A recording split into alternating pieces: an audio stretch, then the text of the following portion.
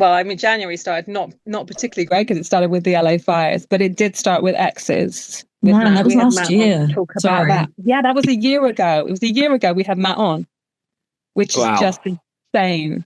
Our second interview with him was then. And I mean, he talked just so beautifully about building a community with, you know, a small group of creatives, and it just sounded just like such a great thing. So we'd just love to hear it, even though it's a long time ago. If you remember it, would love to hear your thoughts on it. Well, look, I have Matt and I are really good friends, and I have been for a long time. So if Matt says jump, I say how high, and he does the same for me. So it was I went into that project just to be a asset for Matt, because I know how hard it can be to direct yourself, and Matt was doing it for the first time with much higher stakes. Sure. It may seem like it's lower stakes because it's lower budget, but it's higher stakes because it's his own money and his own project, you know. Yeah. So I'm sitting, and you know, he had reached out and said, "Hey, man, if you had any time to swing by set and just be a fresh set of eyes on some of this stuff, what do you think?" And he mentioned it, you know, long before they started shooting. And I had thought about it and watched the year unfold and the holidays. And the next time we talked about it, he's like, "So do you think you might be able to swing by and check us out at any point?" I go, "How about every day, all day?" Like, "I'll just go." And he's like, "Really?" I'm like, "Yeah." I mean, to me, it was like going to the gym. It was a great workout. Sure. Yeah. I'm not a varsity athlete. It wasn't my project. I wasn't doing it for a paycheck. I wasn't doing it for any reason other than I love being on a set with cool people. That's my happy place. B, I want Matt to succeed. I want Lee to succeed. I wanted Brianna to succeed. So, you know, I had a lot of horses in that race, but mainly Matt. And I'm like, man, if my being there is helpful, then I'll be there. And you know, I believe that because Matt and I know each other so well, and Matt and I, in my opinion, reshaped the way conventions look for all time. Oh, 100%. And that was based on the mutual trust. And then he came and shadowed me to get his TV directing career started on Supernatural. And that's a trust factor, sort of letting somebody into your world to watch you struggle, which when you're somebody shadowing you, they're watching you figure it out. Sure. And when they're watching you figure it out, they're going to see you not in your presentable light, but in your pre-presentable light. How you go at if the person being shadowed is as open as I like to be to people shadowing me, then they really are getting a glimpse into the process, especially if you have your buddy Matt there who you can tag along for all things. So, you know, there might be some shadows that I might say, all right, this is something I got to figure out on my own. But with Matt, I was more open so he could sort of watch my process. All that to say, blah, blah, blah. We have a shorthand, we have a friendship, and we have a human bond that is, you know, decades old and with decades more to come. So I felt comfortable being there for Matt. I felt comfortable testing the water to see what he wanted. And when I realized what he wanted was my unbridled opinions, then I was happy to give that to him and he could take or leave as he wanted. And I think it helped him have a sounding board and an observer who was clocked into what was going on creatively and could be knew the shorthand, but could do it without a filter because we know each other. Sure. He said very much the same. I mean, funny enough, we talked about conventions because we were kind of talking about how many people that are at cons now are newer and they're not aware of the stuff that you did to change the face of conventions. And we talked about how conventions had changed and stuff like that. But mostly the interview was, I think, me and Matt fighting about who was a bigger fan of you. So it was really cute. He was really, really complimentary about you. And it was lovely. It was we did 2 with him and they were both really, really good. He's great company. Yeah, he's an upbeat, open book. And Matt and I've always gotten along. I mean, like Yeah. we seemingly come from such different backgrounds and are separated by, a decade of age or more. And none of that mattered. It all what we want and what we want from ourselves and what we want from our lives are very similar, and our sense of humor is similar, and our work ethic is similar, so that it became a logical partnership, maybe in an illogical world of conventions, but it became a logical partnership. Yeah. And he was so gung ho to do what I wanted to do. And then we became of like mind, and we built, like, I'm super proud of the conventions, even though, and by the way, this is not even a suck up thing. 100% give creation credit for letting us do it. Like they let us, 100%. Yeah. It was free reign to do what we wanted to do. And so when anybody ever says, there are, like, the origin story of how conventions look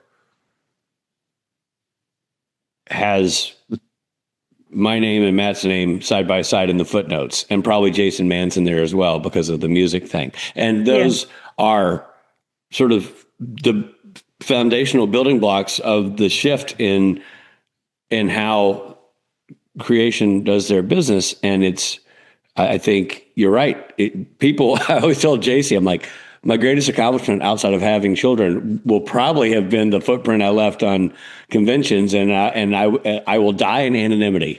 But it was great fun in doing it. And and by the way, to great benefit of myself and Matt and everybody else around us, sure. Rob, because we all Wayne, we all enjoy it more. Yeah. They're more fun because of what we were able to do. I think you changed not just creation, because I know when you come over to the UK, people were like, well, can we get karaoke here now? So you did karaoke when you came to the Asylum Cons, you and Matt, because people had seen, and this is why I never understand there's still conventions who don't like videos now. I mean, the UK cons now still don't do videos. They don't allow videos, but it's free advertising. And everything that people who hadn't been to a con yet in the US knew was from videos that people, I know. It's why I ignore the rules. The rules we were given were like, hey, you have to be sure people don't video. And I would always go out there and go, video your faces off. Like, I literally would take the rule that they gave me and go, they tell me to tell you not to video, but hopefully take a video of me saying that, because you should be videoing everything. And I'm sure creation people at first were like, that guy's a jerk. But I think what you realize is it was just an old model, meaning they were thinking, don't take pictures based on a model where people would then print up 8x10s and sell them. I don't know. But what we were dealing with was, hey, everybody's got a smartphone. You can't pay for this kind of advertising. No, this 100%. I mean, even now, I think the best advertising you can possibly get is letting fans do it for you. Is that they will spread the word in ways that you never will be, because they will touch on things that their peers care about that you might not even anticipate. Well, I know that you guys have been to some of the meet and greets we do. And one of the questions I like to ask is, when people are new, I'm like, how does this compare to how you watched it online? Sure. Like, you obviously pre-gamed online. You've seen all of this. How many? And they're like, oh, yeah, I like to watch the blah, blah, blah clips. I'm just fascinated by that, by how much preamble goes into making the decision to purchase a ticket, because cons aren't cheap. And so people who are coming into the world for the first time or making that decision, that financial and time decision, usually not without research. And that research is because fans are taking videos.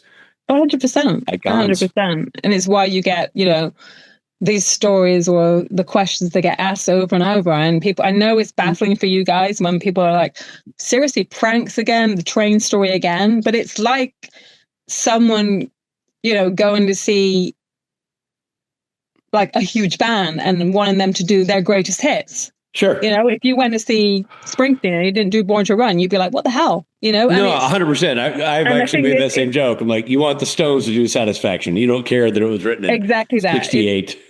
You know, 100%. It's crazy, but it's just, I mean, I recently for Jen's birthday, I posted the train story again. And the amount of feedback I got from that, where people just like, oh, this is the best version of this. One day I hope I get to hear this for real. And I'm just like, you're never going to hear a better version than this one. But you're never going to hear a better version than that one. That's the one I typically decline to do the train story because it is online in so many different versions, iterations, and that one's the best.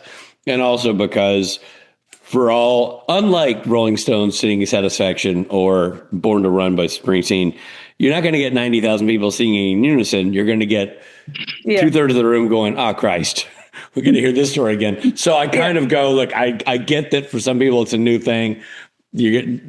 God bless the internet. Go find it. Yeah, it's just, I mean, the pranks question. You literally will see people at cons kind of like. I'm always baffled by that because it's like that, and people going like, is it true about season 16? I'm like, man, there's some stuff on the web that it's just like the prank. I mean, I guess the boys do prank each other, and that was their thing. But I never saw them prank a guest star. That was anyway. Yeah, that is a question that happens all the time. It's just wild. But I don't mind dispelling it, at least from my end. Yeah. Well, we kind of went way off topic there, but that's good. Oh, well, yeah. So exes. Well, look, man. The great thing there was working. I had a really tidy segue there, which we've just completely messed up. Let's go. But I was going to say the last thing I'll say about that is Brianna was also the part of it, and so like the fact that I was friends with both leads. Because if I'd been friends with Matt, but his co-lead didn't trust me, then my purpose there would have been moot. So it was great to have. I'd already directed Brianna. Aside from being buddies with her, she'd come to work with me on Kung Fu. So we had worked together in that capacity as well. So funny in that. Yeah, she was great. That's one of my favorite things she's done. I think she's just like, I remember you saying that she needs like a bridesmaids kind of comedy, and she correct. She does. I almost kind of think that she needs sort of almost like a kind of screwball, kind of throwback Marilyn kind of Jane Russell comedy. I think she's got that kind of personality. I think because she's got that kind of like sexiness as well. I think she'd be great in something like that. I don't disagree. She's very talented. But no one's making it. Sadly. No one's making it. No, that's the problem. Hopefully someday. Yeah. Matt, maybe, or you. You never know. So my nice segue was that we were going from something where you'd worked with somebody before to the other thing that was January, which was 911 Lone Star, which was a guest role for you on TV, which we hadn't seen for a long time. Right. But that aired a year ago. God. Yeah, so I'd shot that before, obviously. We shot that year, and that was interesting. It was the thing I took away from that was trippiest was going on the lot. We shot it at the, oh gosh, why am I drawing a blank? At the Sony lot, not the Paramount lot. I can picture it. I can't think of what it's called. Fox, the Fox lot. And man, the lot was just a ghost town. My industry is so weird. You used to go on lots and it would be just buzzing with activity and people zipping around in golf carts going hither and yon, and people walking on to audition for stuff, people delivering food and coffees, and corporate executives going their way, and every different department of crew person heading to various sound stages, and it was just it was so dead. Yeah, man, it was a trip. And it had been a while since I'd done a show where I just showed up to do a show, and just was a guy showing up to do a thing with no connection to the show, didn't know anybody, wasn't directing it, wasn't doing multiple episodes, just showing up to do a thing. It was a trip. It's been a few minutes since I had done that. I feel like he could have had another episode. I think that character could have done more with the the Judd character was actually going through at that time, but it was fun. It was different. And it was a. Man, it was like, it's a trippy, every set has its own vibe. Yeah. I was only there for the days I was working, so it wasn't like I was there for every day of shooting. That's the other thing about doing a guest star, that, it is you are, you get on and off the train as needed. You get on the train to do your thing, then you get off on the platform. You don't stay for the whole ride. And so it's very compartmentalized. It's very much, I couldn't tell you the name of one crew person. That's always weird to me. It's always the thing that made Supernatural weird was that I did leave knowing crew people. I knew Robin and Jeannie Chow and Brad Creaser after one episode of TV, which made no sense. That just speaks to how friendly that group was. And not that the not Reno, I always call it Reno 911. Great show, by the way. But 911. Lone Star 911. Is that 911 Lone Star? Yeah. Yeah, 911 Lone Star. That, not that the crew wasn't lovely. They were lovely, but they were about the business of making their show, and I was there to pop in and do my thing and leave. Sure. And it was like the old days of being a young actor when you show up, sit silently, stand up when it's your turn to speak, and then fuck off. And that's kind of what that gig was. Very much a flashback to the old days of my early days of doing guest stars. It was a fun role, though, and it was good to see you with, it was obviously you were similar age to me. I mean, Rob Lowe, when we were growing up, was like, he was like the big star with, iconic guy. Stuff like that. That was, he was the guy. Yeah. So that was kind of really cool to see that. I mean, he's really incredible longevity in his career. He's done really well. Yeah, he's figured out a pathway forward, and that's awesome. He's done a good job with that. Overall, and the other actor I worked with, whose name escapes me, but he was also very friendly. And Jim Parrick, is it? Is that the guy? That sounds right. And he had done he had done a Supernatural. Yeah. We talked about that a little bit. He was really friendly. But the director was the producing director on that show, and he was a really nice guy.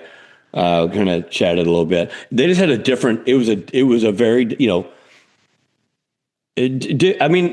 walk into any house in America randomly, or in the world, at dinner time. And the chaos that goes around dinner time, and try to blend in.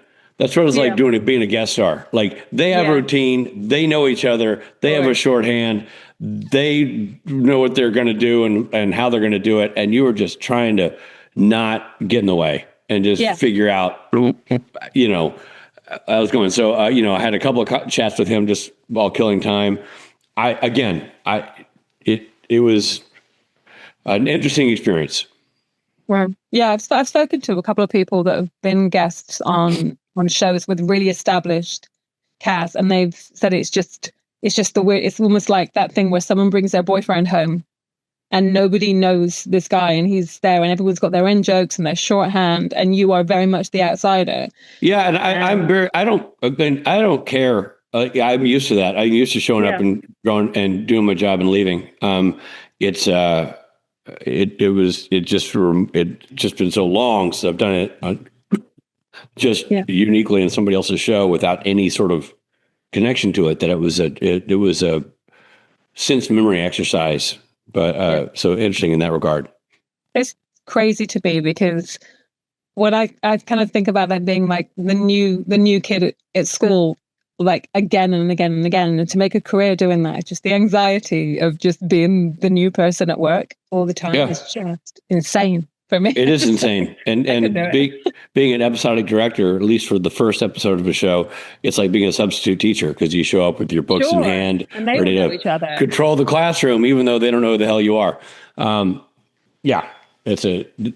are that. You got to love that element, or you are in the wrong job. Not love it, but you got to be able to manage it. Yeah, sure. Right. Well, that's only January. So February, the heist. So it was Mansmore and Speight at the heist in February. Well, you forgot one thing in January that did I? Well, if you want to add to stuff, go for it. Go on. This was one thing that was kind of also cool and insignificant. No, wait. Was this January? It wasn't January. This might have been March. Was it March? When did I do the Hillywood thing?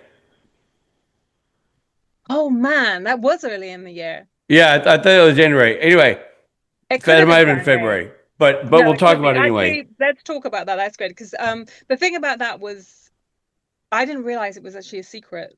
I mean, I think you maybe mentioned it casually once. I mentioned it at one point, and then I realized, I should ask Hilly if this is, because she has such an interesting marketing Sure. And then strategy with it all of her wasn't a things. thing. And And then when it was announced that you were going to be, that you'd been working on it, and I'd said, I've been really excited about this, and I posted a big thing on FanWorld, and she messaged me and said, "Thank you so much. Like, I had the feeling that you might have known, but thank you for keeping it a secret." And I was just like, "Well, I didn't know it was a secret, but I'm glad that I had." I kind of yeah, guessed after when she'd said nothing. I yeah, kind yeah, of I thought, okay, I better not say anything. But yeah, I mean, she's so inspirational. Just yeah. for She's someone like me that's attention to detail and costumes, and yeah, she's just incredibly cool, she's a incredibly cool. very talented person, and not only that, but I really like her. And I like her sister. I like her parents. I like the whole group of crew that they work with. They're just all so chill and focused Mhm. on executing these very specific tasks to make these very specific videos. But there's just a lot of creativity. The specific nature of the detail work is its Mm. own category, Yeah, and the kind of thing that thrives, especially in an internet-driven world for that kind of entertainment. absolutely. The But it's cosplayers. also at the core, it's got a lot of really creative people who are really Yeah, good at what they do and are love doing it and love Hilly and love her vision. And she's you know yeah, she's a really neat person to have worked with, having acted with her twice, or played those characters twice in different things.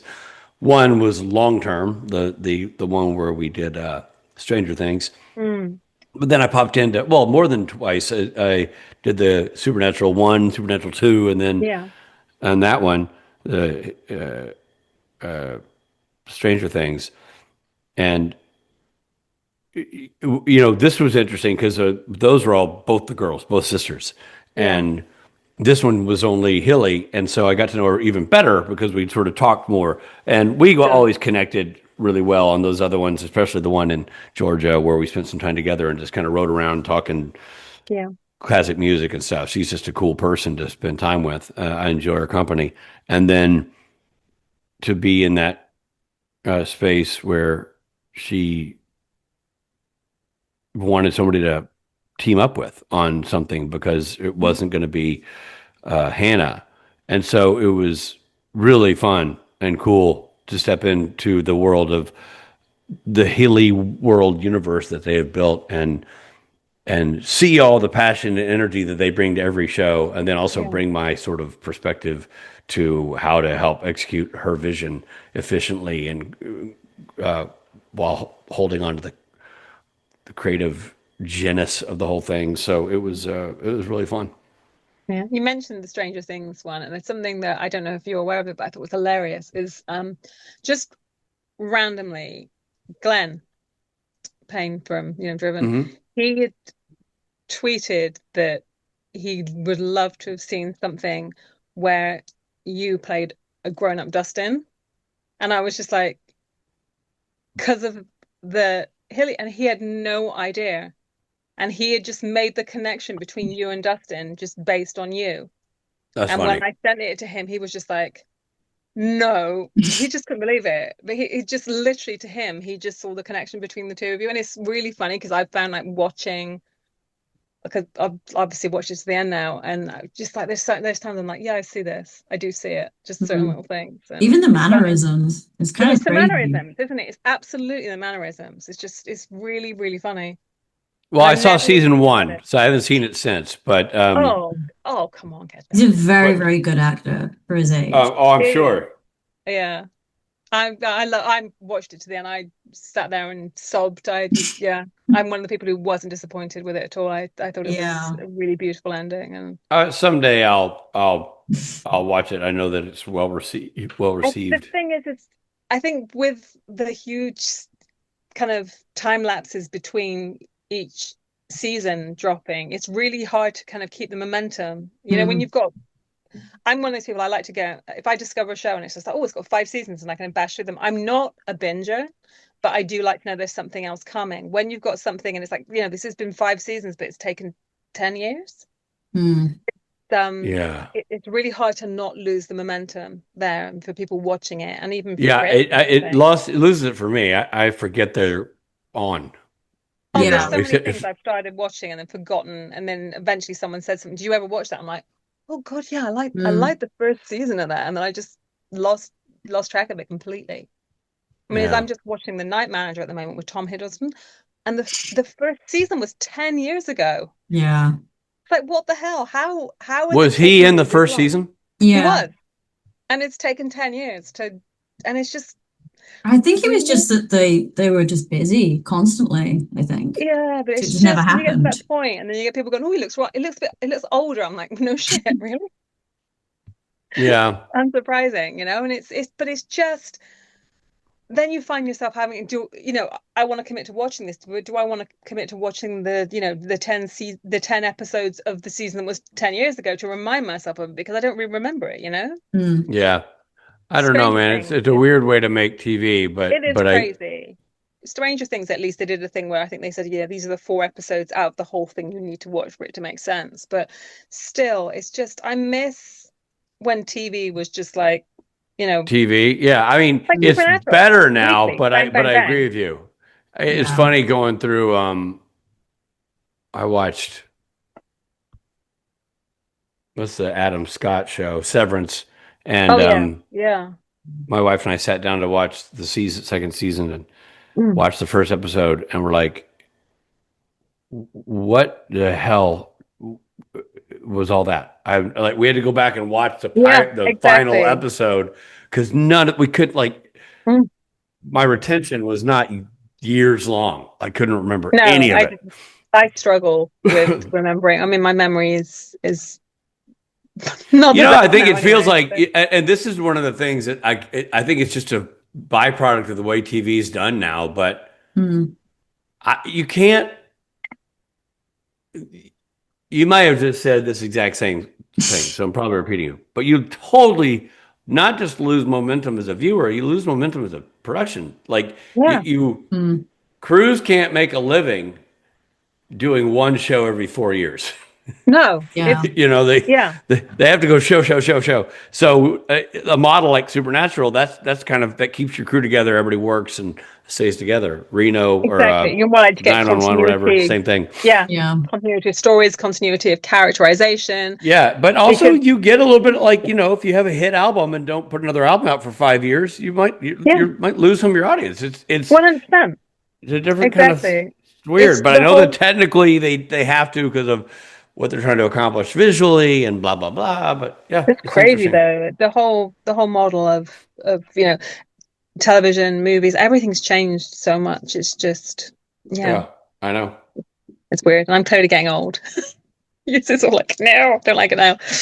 Right. Anyway, that's us still on February. The Heist. Let's get there. Heist. Yeah. So Mansmore and Speight at the Heist. Yeah. Is that the first time we did that? Yeah. Yeah, that was fun. I don't think I'd ever been. Oh no, I had been to his town before, because I did it with Brianna and crew. Yeah. But it was really fun, and it was sort of taking the Jason, Billy, Rich model that we now have built into conventions and taking it on the road. Yeah. And we'd never done that. We'd never all three, previous, even the PB&J model was one person goes up, one person goes up, one person goes up. Sure. And when we designed the Sunday evening show, it was meant to, I wanted it to reflect the things I used to go see at the Bluebird, where people would sit around and play on each other's songs and make jokes with each other. And it would be that kind of very relaxed living room kind of session. That's what the Sunday model was. And that's what we wanted to do in Virginia at the Heist, and that's what we did, and it worked really well. And we really didn't know how it was going to play, because though we've done it in a convention setting, that's so casual.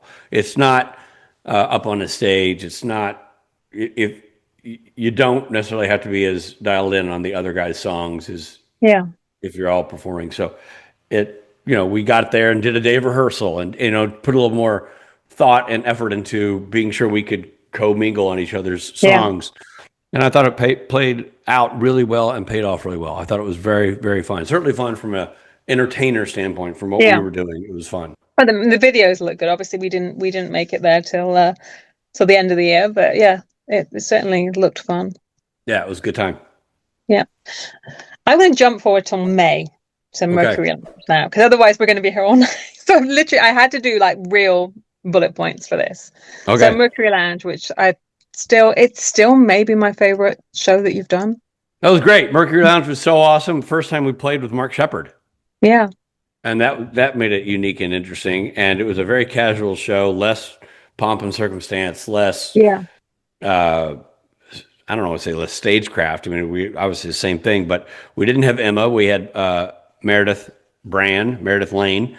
And that was super fun. I've known Meredith since she was a kid, and she's barely not a kid. So it was interesting to sort of, I'd called her, Emma had to back out for business reasons. And so my first call was to Brianna Buckmaster, because I was like, well, that makes sense. We'll all be together. And Brianna ended up getting either a job or sick. I can't remember, but something was prevented her from being able to be a part of the weekend. Sure. And I'm like, oh, and I just called Meredith. I'm like, look, you're down there in Nashville. Like, how would you feel about it? And she's like, I'm in. And we had so many flight problems getting her up there. Like one thing we canceled, and it was a real S show getting her there. But we got her there. She brought her fiance now, or not even fiance. It was a boyfriend who became a fiance that weekend, and now a husband already. Forrest, who was so great, and so that made it unique and interesting because she sang with us at OK Fest, but I'd never just done the show with her, and just weirdly, as much as, or not weirdly, but like, she is obviously a musical peer, but she's also literally somebody I've known since she was a kid. She's a kid, I know her dad and her mom. I know her siblings. She worked the river tour when we all, as a Speight and Hayes family, all went on a river rafting trip, and she worked for the river rafting company. Like, I've known her in various capacities over the years, not on stage and singing. So sort of like that persona, she doesn't know that part of me. She doesn't know me as a guy who stands around making jokes at people. I'm Stephen Fletcher and Frank's dad. Yeah. And you know what I mean? So I had to go like, hey, this is the thing. And we kind of do, it's, a little bit goofy. And she was such a team player, man. I mean, went along, I didn't obviously make jokes at her expense, but I made jokes that involve her. And she was such a team player, and Forrest is a team player. And they caught on immediately and were really comfortable with the vibe. And obviously the guys I perform with, Mark, Billy, Jason, Nick Morrison, who she knows Nick from her whole life. So Nick Morrison is a bass player that I actually poached from Daryl Brand, who is the Jason Manns of Northeast Oregon. Sure. He's a contractor who plays beautiful guitar and sings like a 70-year-old Mississippi blues man. I mean, he's just a great musician. His brother is too.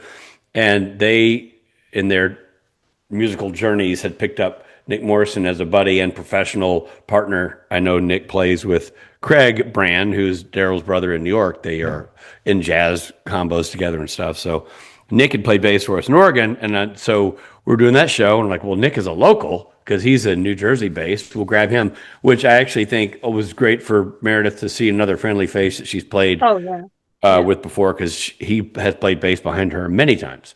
So we had Nick, we had Meredith, we had Mark Shepard on drums for the first time with Nick. They got along great at rehearsal. Mark was super fired up to be there, which was great energy to have. And this also benefited from us having played more together. Like we did the Dick Jr. Ensemble. We don't get to do that many concerts, but we play a lot in terms of Billy and I play a lot of Sunday night shows. Billy, Jason, and I work on Sunday night shows. Music is more a part of a regular system of my life with those guys than it was when we started the band, so that it's not as nerve-wracking or challenging to snap into something different or new. So to bring Mark in, Mark could catch up to what we were doing very easily, as opposed to all of us trying to figure out what we're doing. Like, we knew what we were doing. We'd already played with Nick in Oregon. We had already all played with each other. We didn't even have a second guitar player. Like, it was just me. So I was the other guitar player, but I'd been doing these songs enough with a guitar strapped around my neck to feel comfortable in that role. I think that's what made the difference, if I'm honest, because it's like, and I say it's my favorite show, and that is absolutely no disrespect to, Emma, because I love Emma. Of course, she's unbelievable. But the vibe of that show, it just, you guys kind of rolled in there like you were halfway through a tour. It had that, you felt like a gigging band. It felt very much like you guys did this every night. It felt like a gigging band to us in the band. Like it was a high water mark for us as performers. Completely different. Yeah. Yeah. The vibe. Look, I was super excited to play New York. I'd never played New York in my life in music, and that was super cool and great box to check. And it was just cool, man. Like, it was just it just made sense. We were all in the right headspace, and it just was fun. And Station Breaks played, and that was fun. That worked well. It's a good matchup, the Station Breaks. I don't know how the Station Breaks feel about it, but from my perspective, it's a good matchup because their kind of Americana vibe is kind of cool. But, it just was good. Jason, I agree. It was a good night. I don't think I've ever heard Jason. That was my favorite Jason set I've ever seen. Jason was on fire. I'll give Jason a lot of credit for getting music into Supernatural conventions. Jason, without Jason, we might not have Saturday Night Special. He really has been critical. We certainly wouldn't have a Dick Jr. album or a Dick Jr. band without Jason. So or a Branna album or a Gill album, and so he's brought a lot of music to everybody. The Christmas stuff, everything, aside from his own music.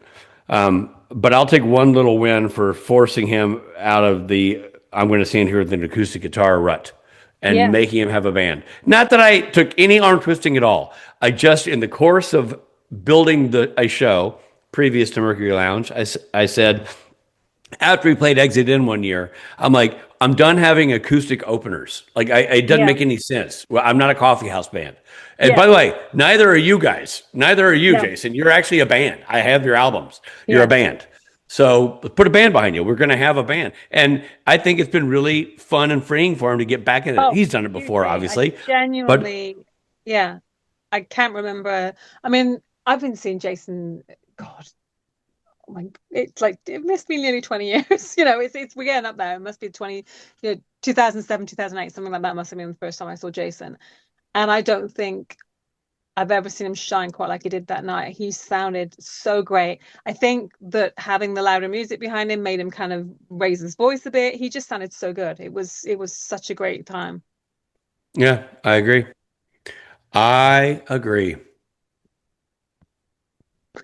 So, I mean, are we likely to see more kind of shows, like one-off shows like the Mercury Lounge? I hope so. I mean, it really depends on where we're playing and schedule. And I see that Swain is doing a bunch of shows. So when Swain does a show, we don't typically, because they're half our band, or at least Billy Moran is the critical part of our band. And so I feel like we've been good inspiration for Swain to do more shows on the road. So I don't know. Like, when they operate a space, we usually don't operate in that same space. So we'll have to wait and see what everybody's availability is. But I certainly hope so. Yeah. Well, we do too. I'm going to jump on to, unless you've got anything you want to add between May and August. Man, I don't remember what happened between May and August. June, I'm trying to think what you did in June. June was Jensen's Countdown show premiered. I think it might have been on my birthday, and you did there was a picture of you guys all going to support him there, but there wasn't a ton when I was going through June, if I'm honest. Yeah, that makes sense. July was merch. It was new hats. All right. Good memory. Yeah, I like the new hat. I like the orange. It's throwback to the hideous orange t-shirts. My camera keeps moving automatically. It's freaking me out. You've got that thing Rob's got. You got the face. That- Yeah, I hate it. It just What's it zooms called? in. Is it called center Spotlight? stage or something. Center stage. That's right. It was on the podcast this week, wasn't it? Yeah, because Rob was having problems with it. Yeah. Does it for a laugh, I think. Has to be said. I think I've heard the word wang more than I ever expected to. That was I know. it was I a know, lot man. of wang. It was a lot. But, we're a sucker for the classics. And you've ruined graphic artists for me, because I just, every time I see anything with Beth with graphic artists, I just think of Wangs now. You think of Wang Wow, Stencler? okay. Yeah, she's a Wang Stencler. That's her official role. Where were we? I don't recall. August. We were on OK Fest. We were about to talk about OK Fest. Right. Okay, And how Fast that Man. went. That was so awesome. I had was that the second year we've done it? It was the second year. It was the year that Yeah, so Mark we had came. Mark. We had Mark. Yeah. Yeah. Okay, so that was really, really cool. That was really cool. It was again a super unique experience, but doing the same again. They throw a great show. Again, that's Daryl Meredith's dad and his wife Christy, and they throw an unbelievable show up there in Oregon with 2 days of bands and arts and crafts and all kinds of stuff. It's just amazing. And this time Mark came along for the ride, which was really cool, because I had asked Mark, I'm like, well, I'm good. We have this thing, but I can't guarantee you there's no money. Like, it's, Daryl kind of pays expenses basically, but that's it. And bring in the drummer was an extra expense. Like we cost us everything to get Emma there and Billy there and eat and house everybody, and if airline tickets, and everybody's got to travel there and stay there, and so there's a lot. And with Mark, I'm like, man, we'd love to have you do it.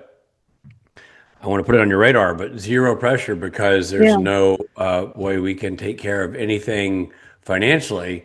And before the film call was finished, he'd already booked his ticket and was committed. I'm like, oh, okay, great. He was just absolutely hell-bent on doing it. And I loved that. And really appreciated it, because obviously we'd love to have him. And obviously we'd love to make money. It's not unfortunately, the Dick Junior Volunteers is for the love of the game enterprise. It is not a moneymaker. We what our goal is, don't make it a money loser. If anytime we can do a Dick Junior Volunteer show and we didn't lose money, that's a home run, Because obviously we love doing it. I mean, I love doing it, and I do my best to be sure that the other musicians love doing it. It's fun for everybody. And there's certain people you got to pay. You got to pay the guys who aren't related to you, meaning like the Juleses and the Zach Rosses and this dude's got to make a living. It's their job. It'd be like me showing up on a TV show. I'm not going to show up and do your show just because I like being on set, which I do, but that's beside the point. So yeah, it was Mark's willingness to sort of show up and put his own money on the line and get his own hotel and get his own drums is, really cool. He seems to love it kind of, he had a time of his life. Like we had a great time. First of all, when you get up to Joseph, Oregon, Northeast Oregon, and Enterprise, Oregon, you're like, oh my God, this is the prettiest place ever. Then as Frank, it's Frank, not my son Frank, as Mark would point out, it's so safe. Like, he left his drums in an unlocked room on Main Street. Yeah. And nobody touched them because it's Enterprise, Oregon. Yeah, sure. No place is perfect, but Enterprise and Joseph are pretty awesome and idyllic in that small town kind of way, where it's on the safer side of things and neighborhood type of thing, and people support each other's ventures, like OK Fest. It's well attended by the town, and I was going to ask about really that, cool. actually, how many people actually had, because we were lucky that some really nice fan actually sent us some videos. I had some video there, and I was just like, but I couldn't see. Obviously, I could only. She was pointing towards the stage. I couldn't see what was behind, so I couldn't see how well attended it is. Whether I'm guessing you don't get like a ton of your fans there because it's so No, remote. it's too far. I Yeah. mean, it's. I don't even really promote it a ton in that regard. I mean, Yeah. Sure. not that I wouldn't love having people there, but I feel like you got to house yourself. Like it's not. Yeah. There's nothing is easily done there. No. Sure. And I want anybody who wants to make that journey. I love it, but I can't be responsible for it's not a con where I'm like hosting something. Like No, show up or don't yeah. show up, whatever. Come enjoy the music if you're there for all that. But you may or may not see me close up. You know what I mean? Yeah, 100%. Yeah, that makes sense. So there are those elements. Yeah, it's definitely a commitment. I think we looked and it's about 30 hours each way for us. Yeah, it's brutal. I mean, it's brutal for anybody coming from because even coming from Nashville to there, which my family did for my wedding. Yeah, it's quicker to go to London from. Yeah. Oh, 100%. Yeah, 100%. But it's a uniquely special place. It's a remarkable place, and I love that Daryl's putting on OK Fest. I think it's really, really cool. And Beth, the poster you did for it, by the way, was awesome. And Daryl, I sent that to Daryl, and he ended up printing up some and just having them on the table of the green room for artists to take because it was so cool. But yeah, man, it was just the year one was the unknown, and it was remarkable. Year two was the known, and it was equally remarkable. There were different vibes. I mean, we played at night year one, and this year we were like the band that was helping guide night into place. We were like as the sunsetting crowd. From a time slot perspective, I liked year one better. I like playing in the dark. Yeah. I think it's more our vibe. Sure. But set wise, Emma's always a really frank critic of the shows, and she felt like year two was better than year one, music wise. And even though we were all very proud of year one, so that's good. I mean, it's all positive all the time. Very fun experience. Hopefully they will do it again, and hopefully they will invite us back. Yeah, I spoke. Well, Meredith mentioned it to me the other day, actually. So good. I'm hoping. Well, she knows she's related to the guy who runs it. She did because I'd messaged her just to say that because I'd seen her really briefly at the Nashville show, and obviously I was aware that she was playing the night afterwards, and I was just like, if we'd have known, we would have stayed an extra night to see you. I was so disappointed not to be able to go to that. I had the same problem where I didn't know, I didn't plan for it, and I had family responsibilities. It was at 9:00 at night, her show, and that would have I would have had to inflame family relationships to do it, and I just couldn't pull it off. Yeah, I wouldn't have been popular either, and it was just such a shame because it would have been such a nice thing to do. But I got to chat to her a little bit about it, and she's like, "Well," she says, "OK Fest, it's a blast." And I'm just like, "You know where I am?" Oh man, that's a long way away.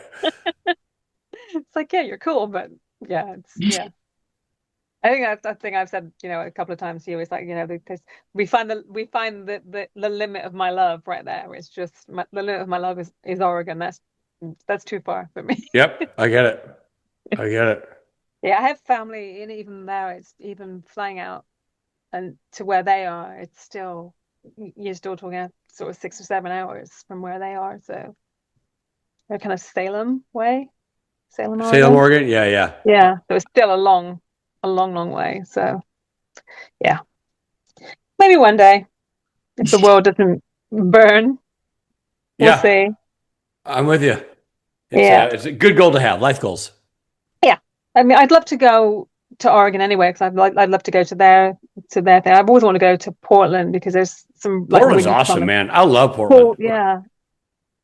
Portland gets a bad rap, sometimes, but I absolutely love Portland. I think it's an amazing town, and it looks really cool. Anything you don't like about Portland will change because Portland is, I think, a kind of a city that has the bones. It's already awesome. It's got the Yeah. architecture and the Yeah.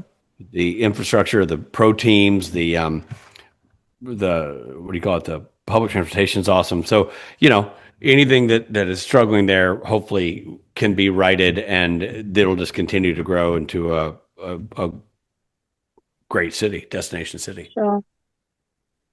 Well, one for the list. Listen, we're not really making many Yeah. plans to travel right now, but No, I get it. Yeah. Yeah. yeah, we'll see. It may be I think it may well be a UK, Europe, and Canada year this year.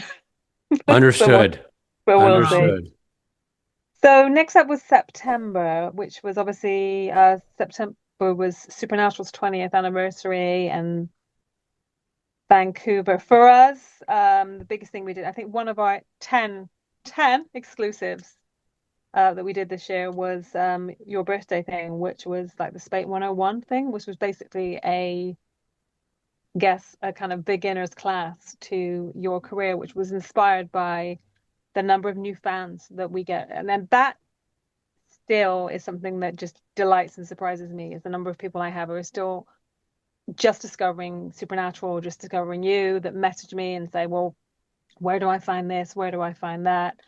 And that's one of the coolest things I think that we've had for FanWorld at the moment, is there are so many new fans who are just finding, something you've done, some little short, and they're like messaging me about some short, or they're saying, oh, I found this thing on IMDb. Do you know where I could get that? And that's, I think, a really nice thing. And That's it's awesome. something that I didn't really anticipate. You get Yeah. somebody going, oh, do you have Member of the Wedding? And I'm like, wow. And it's a difficult thing because obviously I don't have the rights to this stuff to go sharing stuff.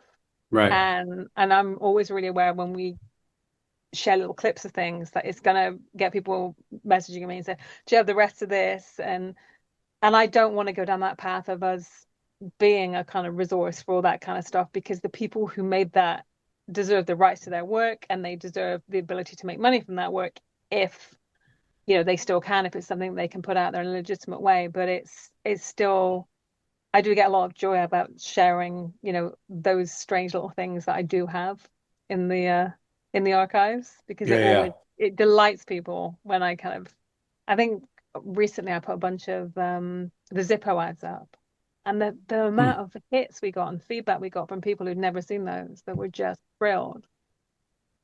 Yeah, I So did. I got to do some cool commercials when I was they younger. were great. They were fun. They were really good. So trying to find, I think how many portraits did you do for that one, Beth? Was it 16 portraits you did for the Oh, you started off at like six, I don't eight, and remember. then every time I was like, but what if we did this? And what if we did? And eventually she was putting her foot down, and she's just like, I'm not drawing. I I'm not think my drawing this. brain just Write sort a You got to of letter have and I'm not boundaries, drawing. Beth. my brain erases memories when it's like traumatic, so I don't remember. You've got to have I am the boundaries. cause of her trauma very Yeah. often, as are you. So we have that in common. We definitely do test her. But yeah, that was I think a really, really fun one. And I think it's lovely that you're still getting people that are just discovering Supernatural, just discovering you. It's a really cool thing. Yeah, it's really fun, man. It's really interesting. That's wild, Um, really. that's the perk of the web, Mm. and your willingness to be pointing into the bayonet in that capacity. Yeah, it's a good distraction. I recommend, you were saying the other day about, I need something to, make me switch off. I recommend running a fan site for an actor. It's a really good distraction. I think I need something that's less online rather than more, but yes. True, true. But it's actually, I find it it's kind of quite meditative. But I never set anything up in advance. I do everything every day. I don't, Right. do tweet deck or anything like that. And I kind of love, and I never look in advance. It's like literally just right, what day is it today? Okay, that's National Duvet Day or something. What do we have in Richard's career that I Yes. can You tidy find that? some weird days, man. It's really And crazy. there's one that I never, God, if I have one wish, this is okay, I'll put this out there. You're gonna go mood board.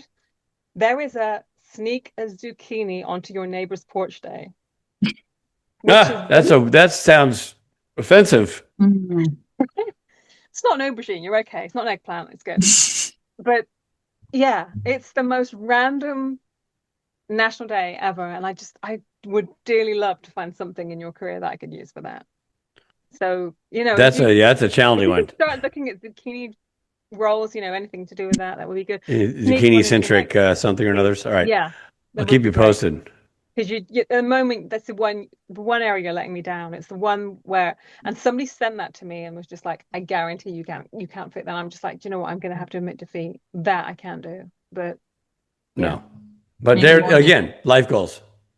There you go. That's on my mood board. Just your face and a zucchini. Perfect. Right. October.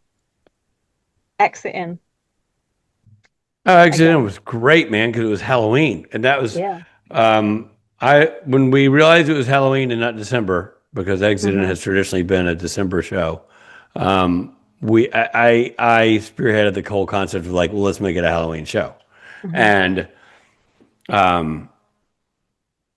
everybody was on board. Look, some people are more costume friendly than others, meaning I wasn't expecting Jason and Mark Shepard to morph into other people. However, I knew that the audience would lean in, and most of us would, and that's why I wisely, as soon as we booked the show, reserved Victoria right hand to come do makeup. Yeah. I'm like, I don't know what we're going to do, but we're going to need a makeup artist. Please come be a makeup artist. And great, she was in it. We just kind of got a list of everybody who was willing to do something. If they had a specific idea, great. If not, she would just kind of do whatever, something basic. And I know Jules Belmont did a little something, and Rob did like a Paul Stanley thing. Yeah. Like a hipster Paul Stanley, and Billy Moran did Post Malone. Post Malone. Oh, yeah, that was so detailed. That was Post really Moran. Cool. Yeah. And I said, and when you don't have, my joke was, when you don't have any tattoos on your face, you're pre-Malone. But then you get all the tattoos and you're Post Malone. So, and then I can't, I don't remember who else did what, but I know that Emma's makeup was some of the coolest thing I've ever seen. Oh, I loved Emma's makeup. I have a photo that Jenna Perry took of Emma kind of looking at her with the tambourine kind of going like, and it's an unbelievable photo that I cut it out as a sticker and can send it off as a sticker because I thought it was such a cool. It's so cool. Yeah, it's awesome. Yeah. And the makeup she did for me was phenomenal. Every photo I saw, and I'm not a guy who usually goes like, hey, I love seeing photos of myself. That's not my lane. But I really, because of the makeup capacity, everything was every photo, I mean, just about was interesting because they were so cool. The shadows and already the shadows in my face 100%. And everything, it was just super interesting. Yeah, it was so cool. I normally kind of keep what I'm going to be making pretty secret because it's just otherwise you get that pressure of if it doesn't turn out at the last minute, if I don't finish it. But the one person that I sent a preview to was Victoria because it was based on her makeup from the karaoke in New Orleans all those years ago. And she just messaged me and she was like, you're going to love Rich's makeup. And I was just like, I kind of get a feeling I know what this is going to be. Yeah, and it was fun to do that. I'm trying to find the sticker of Emma. See if I could attach it and send it to you guys. Anyway, so yeah, we were at Exit In. Oh, that was a Halloween show, and how much fun it was! It was such a fun show. I enjoyed the whole thing. It was so good, and the way that their fans kind of got involved with the costumes and stuff was really cool. And I agree. Really good one. But there's no NashCon this year. Does that mean no Exit In show, or? Yeah, it means no Exit In show because it doesn't make sense for us to travel without an audience. Yeah. Unfortunately, I mean, believe me, I would love to have that be a guaranteed thing, but it just doesn't make sense without. it's asking a lot of people to show up Yeah. to a city Yeah. they weren't already planning to be in. Yeah, that makes sense. Yeah. So, It's sad. yeah, I know it's heartbreaking for me, man, because selfishly, I absolutely love it. I mean, I love playing my hometown. I love playing the Exit Inn, which is, of course, the venue of venues for me. And yeah, it hurts my heart that that's not going to be a thing. But I don't want to try and fail. I don't want to try to put something up and have it. It's not a cheap place to play. And, yeah. Yeah, and that, if people aren't going to Nashville, then they aren't going to Nashville. It's like, yeah. So I it can't. really needs to be something that's tied to a convention. Yeah, I just can't force it. No, that makes sense. Unfortunately. No, it's a shame. But then it makes our year a bit cheaper, Beth. Yeah, I wasn't going to say it, but What did you say? It makes our year a lot cheaper. The thing is because of if you do the show before the con, then and we don't want to miss post con, it makes it a very, very long show, Oh, there we go. Right. I was going to say, I'm just adding this sticker to my favorites. Isn't that a great sticker? That's so cool. Fab. I had to go back to the original photo and it wouldn't let me take the sticker from the sticker app, but I made a new one and sent it over to you guys. Brilliant. Thank you. Sure. We will love and use that.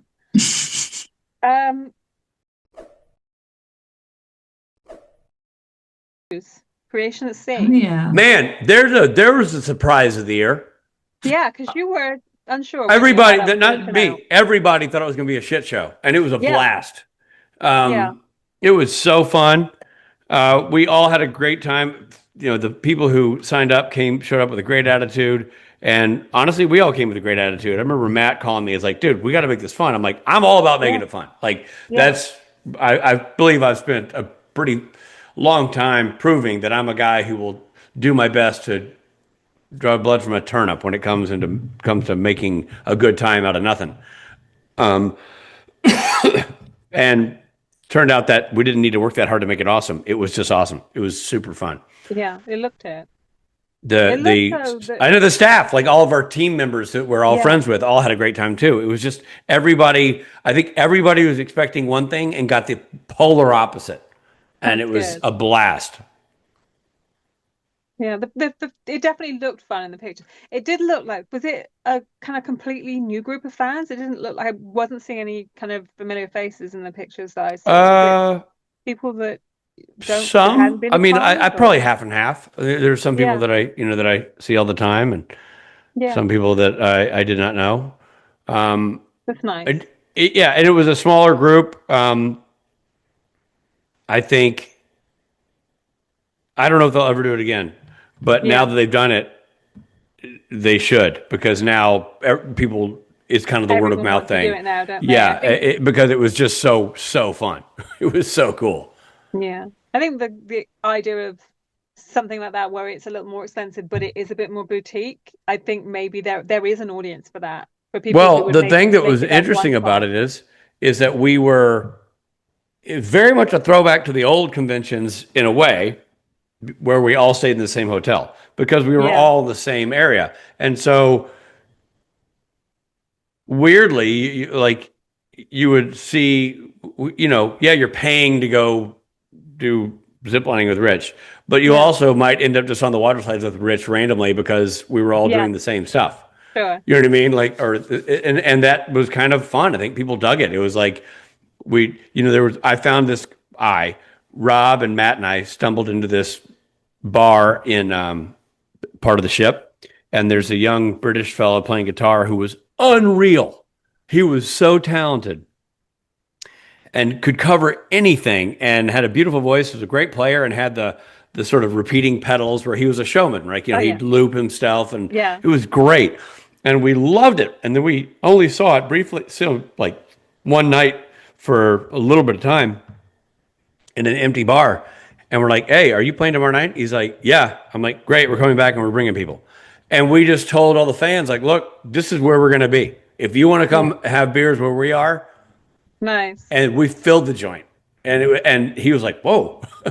Yeah, but That's it was cool. because he was great, and it was fun for us to hang out, and we're Yeah. more than happy to have other people who were on the boat hang out with us because it was all about chill and fun, and Yeah.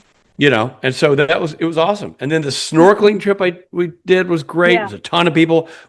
We had a young lady get sick on it, and had to sort of kick into emergency mode for that, but she got her health issues got handled, and it was great to see all of the fans sort of.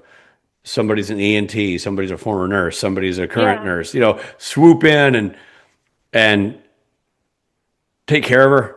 A lot of maternal and paternal instincts along with that, and with other people who weren't medically trained like myself. But it was cool to see, pretenses drop and people just become people helping people. Yeah. And it was awesome. It was awesome. I can say it was awesome because she is 100% fine from the experience. But it was just a great experience. I had zero notes. I thought it was awesome. That's really nice to hear, because I know like everybody that we spoke to beforehand was a bit like, I don't know what this is going to be like. People I didn't know what it was going to be like. And listen, man, I am not a BS salesman. I'm not the guy you hire to go, no, tell them it's going to be okay if it's not going to be okay. I'm like, no, I'm not doing that. It's why conventions work, because I honesty, preach the gospel according to me, and I will say, no, break the rule there. That rule's dumb. No, don't do that. Yes, follow that rule. And in this case, I'm like, I'm going to tell people we're doing it and all this stuff, and I'll promote it. But I was not informed on what it was enough to feel comfortable saying it was going to be a home run. Yeah. Which is why now anybody who hears this will believe me when I say it was a home run, because I don't fire blanks, and this was a home run. Yeah, no, I must admit it was something that I had no inclination to do at all. Right. And then when I saw like the clips and stuff, it did look really fun. It looked a lot of fun. I think just the size of those boats freaks me out. It's just those ships. Yeah, they're not for huge. It's me. like no, for me, it's just like the idea of a hotel you can't get away from people in. It just seems like a bit sensory. It was trippy. I mean, that part of it was weird. Like you're basically in Vegas on the water. Yeah. I can't say I'm dying to do a cruise that isn't supernatural related. Sure. You know what I mean? But I would do that again. Yeah. But what you said, it kind of almost sounds a little bit like Rockwood at sea, that kind of.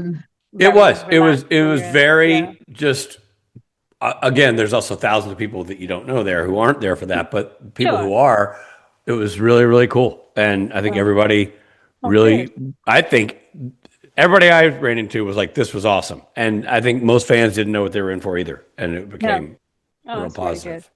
You wouldn't have got me up that zip side for anything. I got to be honest. I think you would have done it because it was not, my wife and son, Steve, did it in Costa Rica where they were going through the trees with an enormous drop.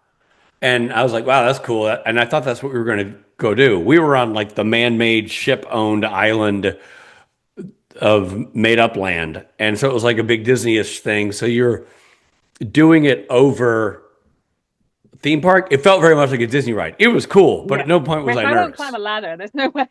Okay, fair. But for anybody who was like going, it sounds like this exotically challenging thing, it really isn't. But I know if it's not everybody's cup of tea, for sure. I mean, I would I think I posted the time I wouldn't have done it if you were standing there with a basket of puppies. I just wouldn't. There's no way. I don't do heights. What are puppies? I couldn't Zip even watch line where I do it. Yeah, I mean, I did as a kid. I did I used to do the military ones and stuff, but something clicks in your head sometimes, and those fears kick in. And now it's just I can't even watch anything which is high. Huh? It's crazy. Interesting. Well, it happens.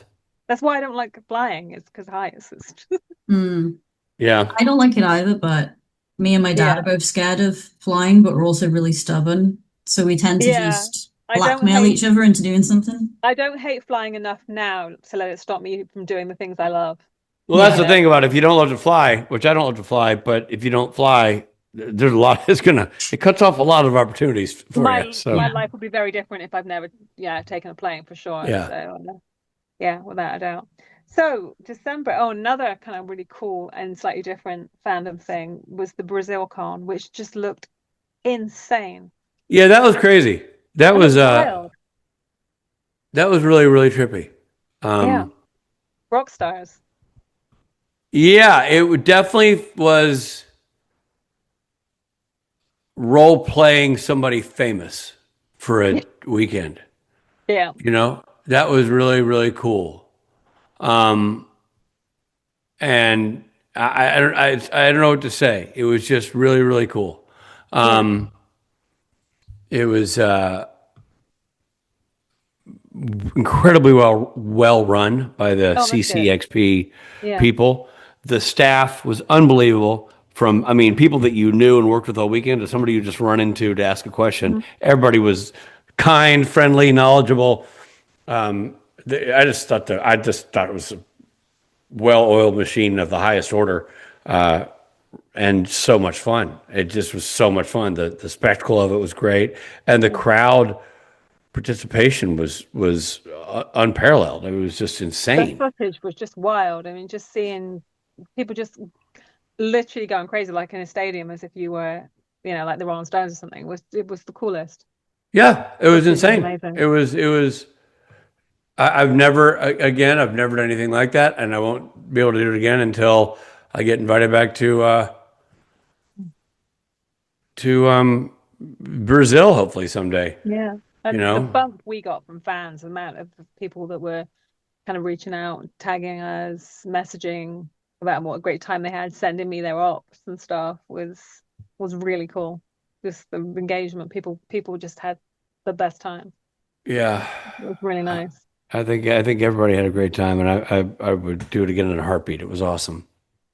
So and just being down in that culture, I've been to Rio before and Parachi before, but not Sao Paulo, and there's just nothing not to love. It was awesome. It didn't make me laugh though, because it's one of those kind of running jokes that every time anybody posts anything from fandom, any of you guys post something, there's always going to be a "come to Brazil" on there. And then you guys had just been and you'd posted something, and I just saw a "come back to Brazil." We're just like, they're on it again. They're so passionate. It's just great. It's really fun. Really fun. They're a completely different type of fan, I think. It's its own animal in terms of it being. It's much more co-ed. It's much more freely passionate. It's just really cool. Yeah, I mean, for a Brit, it seems like, because we're so reserved, I'm kind of like, it's very different than Americans. It's just a different energy. Yeah, really cool. No, it looked amazing. And that brings us to the Heist Before Christmas. That was awesome. That was when February worked. We're like, let's do a show in December. And I think we'd done one in December the year before, in 2024. And we're like, well, but we didn't do a Christmas theme. Like, well, if we're going to do it again, let's just lean into what it is and do Christmas. And everybody got on board, including Krista Mans, who helped us a ton with like the games and what to do to make it fun. And Jen Gannon threw in her 2 cents. And we just built it around the idea of having Christmas parties and Christmassy things to do. And the town itself is delightfully wintry and charming at that time of year. And you guys know, because you were there. It just was, I thought it was super fun. I just loved it. I love going to play the Heist. The Heist is an amazing venue. Yeah. To see anything, to see music or comedy or whatever you're going there to see. I'm not just saying that because it's Jason and Krista's business. It's really charming. And I love the history of the exterior of the building. I love how they've redone the interior of the building. The bar's great. The food's great. And also, if you're a musician and you're up in the green room space is phenomenal. Yeah. So really cool. It's just great. It's just a really cool place to spend time. Really, I think a perfect way for us to close out the year. We had a great time. We really, really loved it. Well, we're hoping that's an annual event. That's the intent of that one. That would be nice. Now you've got a great name. Well, you can't waste it. Exactly. Good point. But it is in the same way that we created the post concerts to Yeah. sort of be a wind down for conventions. That was a really fun wind down for that same audience for the year. Yeah, absolutely. Absolutely. But no, Yeah. I've really enjoyed it. It was just a lovely place, and just the whole thing of it being with the actual kind of the night of the Christmas parade, and it was just it was perfect. Yeah, that was a trip. Really, really cute. Really We might cute. have to work in the Christmas parade next time to actually watch the parade and then perform or something. It was just maybe. I had parade envy that I couldn't watch the whole thing. Yeah. No, it was pretty fun. Pretty fun. And then waking up to the snow. It's just you could not have written it more perfectly. It was No, I agree. lovely time. I thought it was just magical. Yeah. And who's to say? I mean, every year is a different thing, but I just thought it was so well done. And that, again, Krista and Jason just worked so hard at it and made it so awesome. And, just the fans showed up in droves, and that made it great because a full house is a fun house. And I just think, I thought the games night was fun. Everybody participated in that. And the Civil War tour was fun. I just enjoyed every part of it. The brunch was fun. I enjoyed everything. Yeah, it was. It was really lovely. I mean, hopefully we'll be able to do the whole lot next time. Yeah, I encourage everybody to show up. Very, very close to Nashville for us to get away for like another kind of week per se. Oh yeah. So, but we What did you guys stay there? Did you Airbnb it or? We stayed in, I can't remember, we stayed in a hotel with Rachel and Kayla. Kayla organized everything, I think. We just turned up and paid. Oh. Yeah. Nice. And we had a rental car and everything. And we had like a great, after the Civil War tour, they drove us back to Dulles, and we had like a great kind of really good kind of girly journey with them, which was really, really nice. It was just they were really sweet.